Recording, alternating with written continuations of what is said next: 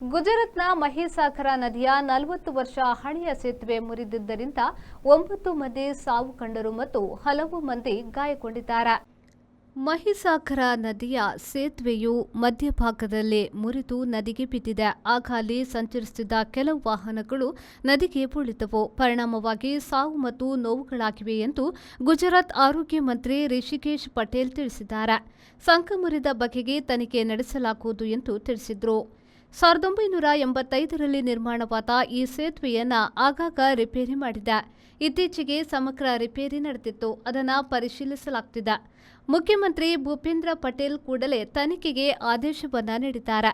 ವಡೋದರಾ ಮತ್ತು ಆನಂದ್ ಜಿಲ್ಲೆಗಳನ್ನು ಸಂಪರ್ಕಿಸುವ 900 ಮೀಟರ್ ಉದ್ದದ ಈ ಸೇತುವೆಯು 23 ಕಂಬಗಳನ್ನು ಹೊಂದಿದೆ. Ideal ice cream, milky way to your heart.